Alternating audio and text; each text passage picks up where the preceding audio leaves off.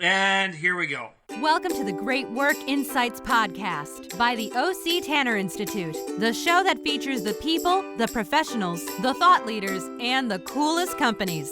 And now your host, the man navigating the discussion about the culture, the organized chaos, and the best practices that compel great work, Todd Nordstrom. There's something big happening. I don't know what exactly to call it, but I feel it when I enter different workplaces. I hear it when I interview employees, managers, and leaders, and we can't avoid seeing it. Maybe it's a revolution of sorts. Maybe it's a cleavage point, per se, a moment in time where everything we know is about to shift. What am I talking about? I'm talking about work and our perception of work. Personally, I'm sick of hearing from Gallup every year about the fact that 2/3 of the workforce is disengaged. Every time I hear or read that statistic, I think about it and ask, well, why?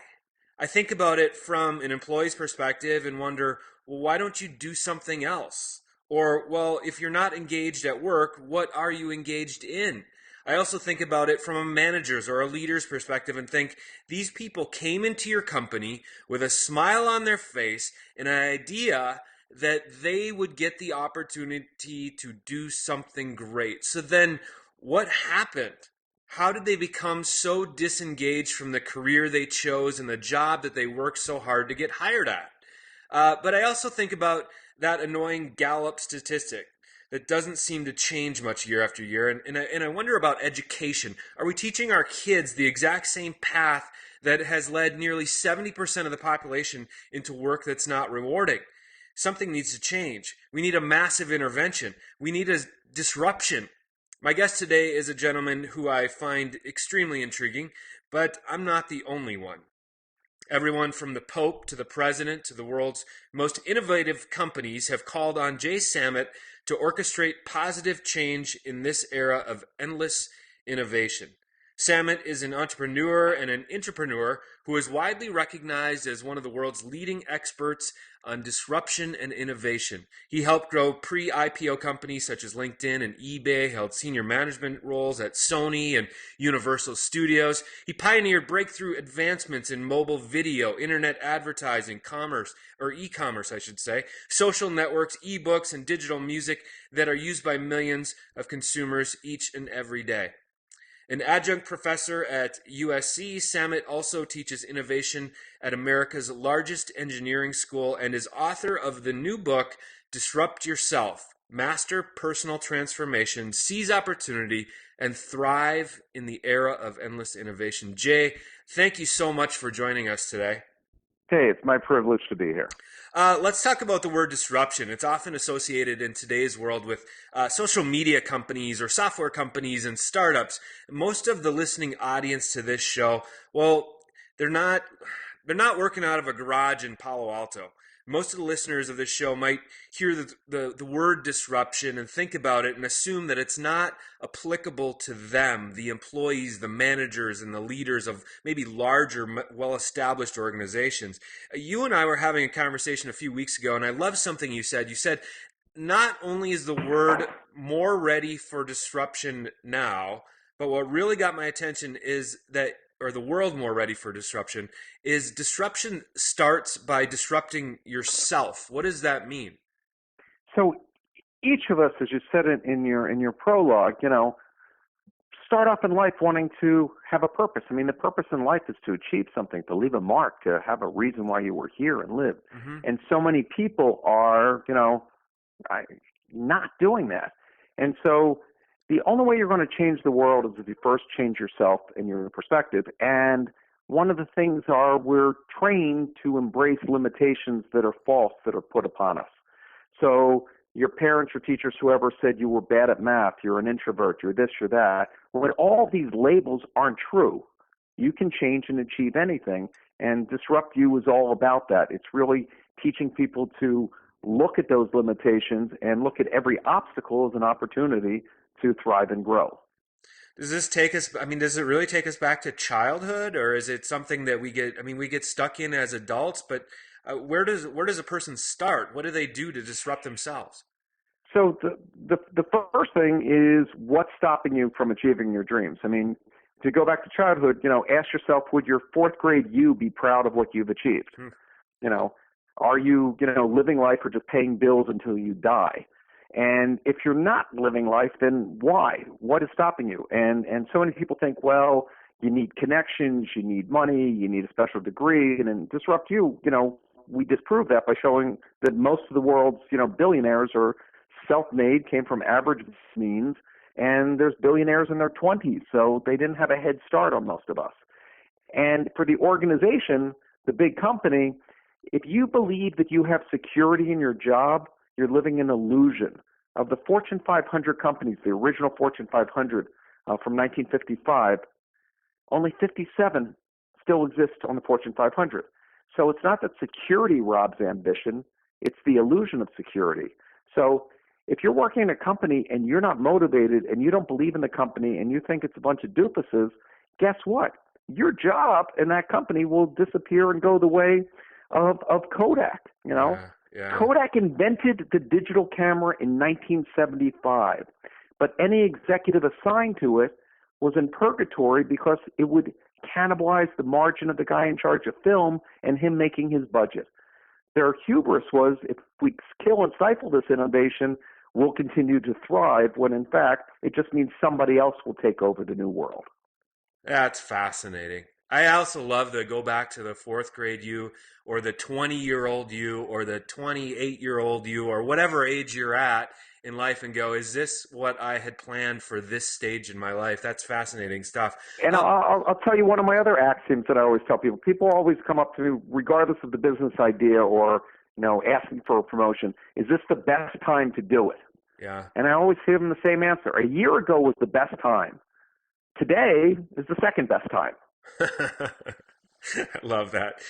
In your book, you give readers plenty of ideas where to start. Is there a prescription or a list of where people should start? Do I need to go back to the fourth grade and think that? Do I need to go back? Where do I start if I want to disrupt myself? So the really first thing that people have to overcome, and the biggest obstacle, is people have a fear of failure. Okay. And let me really make sure that your listeners understand there's a difference between failing and failure, okay? Failing is good. Failing means you tried something and learned what didn't work, okay? Failure is throwing in the towel and giving up. So when you have a new idea and a new plan and you go after it, yes, you will fail. You will fail time and time again. And when you go down that path, you're going down a path that somebody else wasn't brave enough to do, and you will discover something that no one has seen. So every employee, and I've run 160,000 employee companies down to very small companies. Every employee that's ever reported to me in the last 20 years, I've said the same two sentences to. The first one is, you don't work for me, I work for you. As the manager, my job is to give you what you need to succeed and then get out of your way. If I don't give it to you, it's my fault. If you don't ask for it, it's your fault. And then the second is, if you work for me for a year and you do not make a mistake, I will fire you. And because it is through that taking risks. So once you get out of your comfort zone, that's where all growth takes place. I love that. It's like I could go into your history, Jay, and I could read about all of your success. And was there any failure in there? I fail more than anybody ever met. So a great example, and I really wanted to make the book accessible, Disrupt You. So the first story in the book is I had created, this is back in the 1980s. Got to remember, computers were monochromatic with a little green blinking light letters, okay? Sure. I'd created and worked on making player-activated lottery machines. So you could pick your numbers. The competition, we were up for the California lottery, huge contract, biggest state, biggest money. The competition had a little green screen that showed you 7 numbers. Mine had full color, spoke 8 languages, had a motion detector that go, what would you do with $1 million when you walk by in a supermarket? Hands down, I should win, okay? Yeah. Amazing, right? But unbeknownst to me, the FBI had secretly videotaped the state senator getting a briefcase of $50,000 in cash, and they voted and picked the other guys. I would find that out later, and they didn't void the contract, even though the FBI arrested the senator. But here I got dejected. I had the better machine. I had worked hard. I had dreamed of glory. I'm in my 20s. Success was guaranteed. I built the better mousetrap, and I was a failure. Every dime I had went into that machine. Everything went into this pitch. I flew home dejected. I get down to LAX. I'm trying to think, what's the cheapest way to get home? I can't afford a limo or a taxi or anything. And back then they had people to man those information counters, and none of them were there. And then it dawned on me, what about the guy that's looking around from Japan and the guy from China and the guy that speaks Spanish? What if I took my lottery machine and put kiosks in airports, and you could get boarding passes and information and everything, da-da-da, and fast forward today, when was the last time you talked to a person at an airport, and when was the last time you saw an airport that didn't have a kiosk? Wow. So had I not failed, had I not re-explored the pluses and minuses of not what I didn't achieve, but how far I had come, I wouldn't have had the success that led me to be successful today. I love the innovation and digging through your history, because your mind has shifted all over the place. But I want to go back to the earlier in this discussion, you mentioned having a purpose and getting on this world, in this world, to create a footprint somewhere. It's a human nature thing to do it. What's Jay Samit's ultimate goal? Why are you here? What's your bigger purpose? I mean, you're inventing, you're disrupting, you're creating, but is that part of the purpose? What's your bigger purpose? So here's my bigger purpose, and you asked, so I will go on a soapbox for 2 seconds. Okay. We look at what's happening with ISIS. We look at what's happening with the Greek economy. We look at what's happening in Ferguson and Baltimore in this country.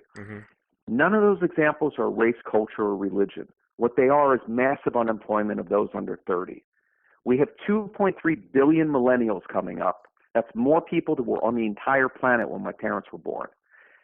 Corporate America employs 1 million people less than they did in 2008. There are no jobs for 2.3 billion people.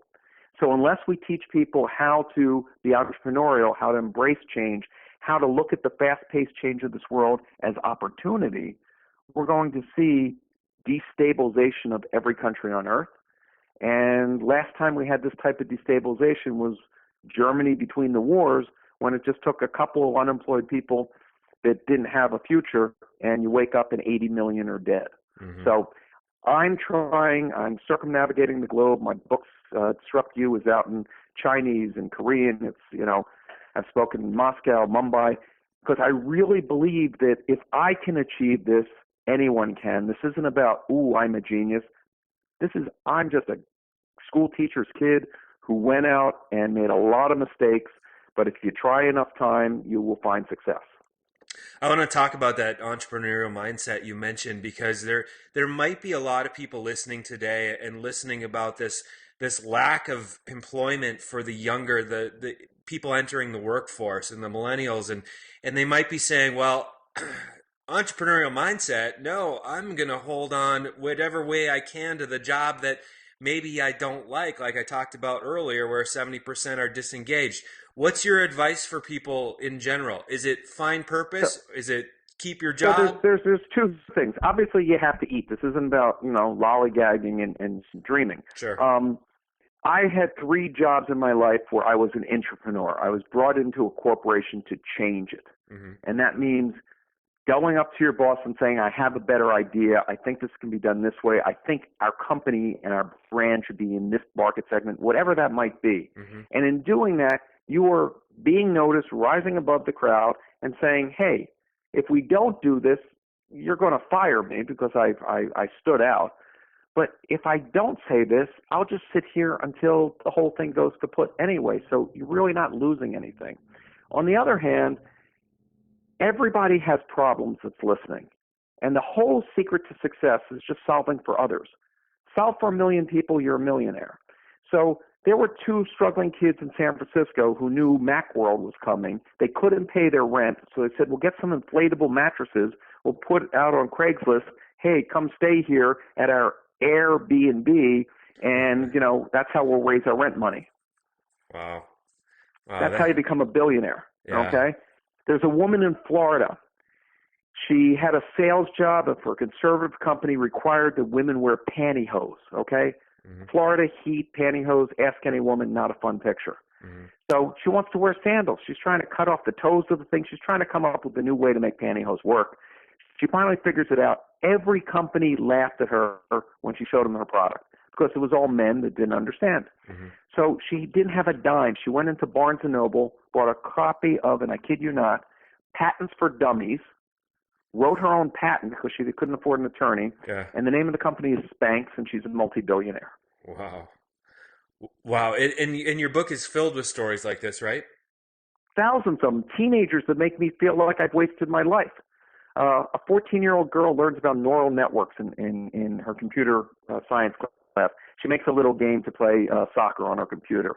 Her mom comes home just crying her eyes out because the mom's sister, this little girl's aunt, came down with breast cancer. Make a long story short, she says, what if I made a neural network for detecting breast cancer? A year later, she has the most effective form of detecting breast cancer and is saving 40,000 women's lives a year. What did you do when you were 14? Don't ask. Let's talk about your book for a second. You've disrupted industries, you've disrupted the marketplace, you've been called upon to consult with world leaders and the biggest, smartest, coolest companies. And Jay, you could stay busy yourself for the rest of your life and still not get enough done, but yet you're choosing to write a book. Why the attitude of sharing this? What do you want to happen? What's the point of learning or getting some insight if you can't share and make the world better? From a selfish standpoint, okay, I don't want to live in a society behind gates and bars and everything because it's all chaos out there. Mm-hmm. And if you look at, a Mexico City or Johannesburg, that's what life becomes when you polarize that, there's a few people that have everything and everybody else doesn't. So if we can build out, and I'll give you the first empowerment of this. So mm-hmm. I was a guy with a small software company with 20 people. I wasn't this famous guy that I'm accused of being today. And I had this idea, what if we got the internet into classrooms? So every classroom would have equal access to the world's knowledge. So this is the mid-1990s. Mm-hmm. Crazy idea. There's no phone lines in schools. There's no Wi-Fi back then. And I just started writing and talking about it. One day, I'm sitting at my desk in L.A., and I get a call, and my assistant says it's the president. I'm like, the president of what? And it's a guy doing a really bad Bill Clinton impersonation.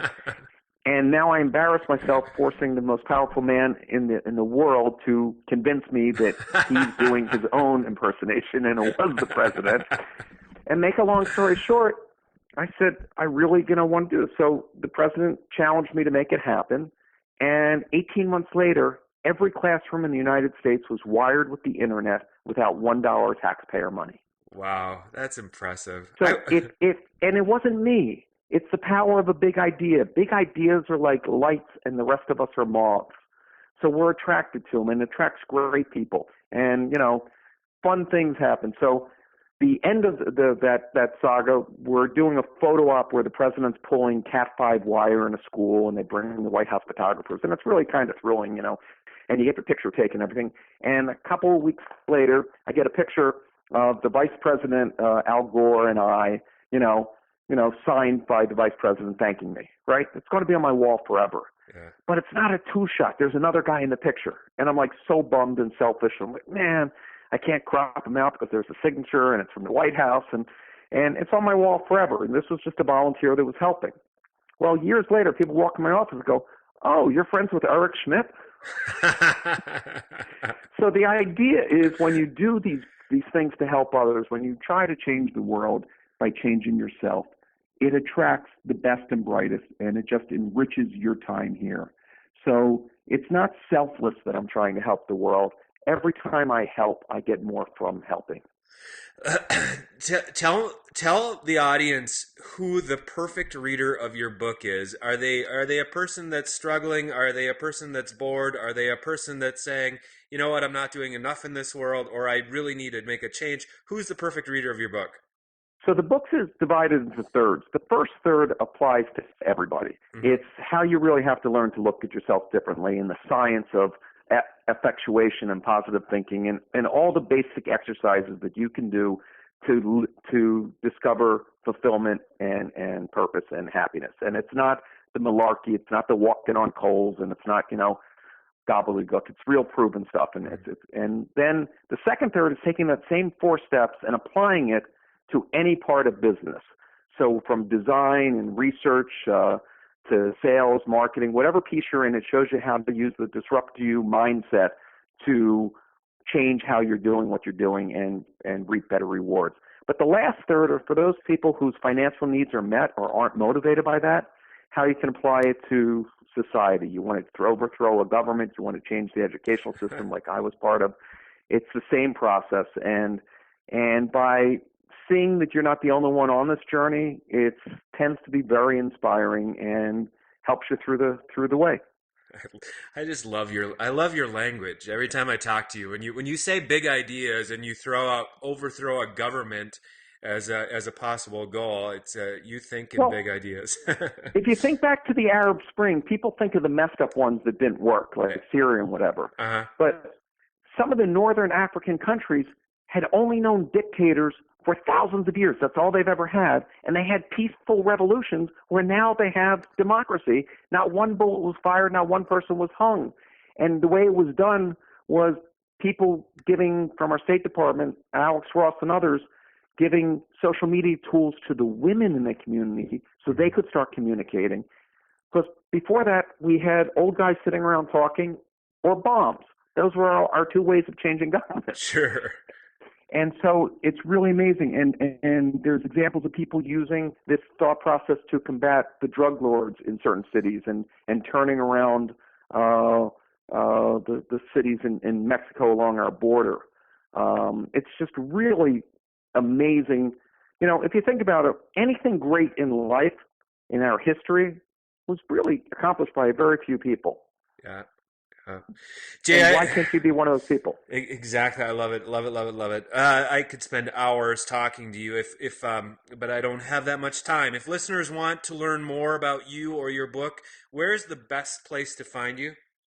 So you can find me, Jay Samit, JaySamit, and I'm sure you have it on the website, on Twitter, @JaySamit, at jaysamit.com on the internet.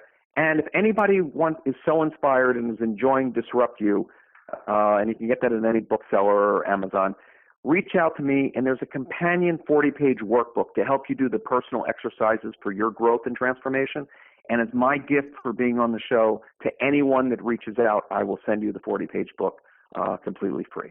Wow, fantastic. Well, thank you so much for being our guest today, and I'll talk to you soon, Jay. Thank you. O.C. Tanner has helped the world's top companies improve innovation through employee recognition. Learn what insights are in store for your company. Visit octanner.com today.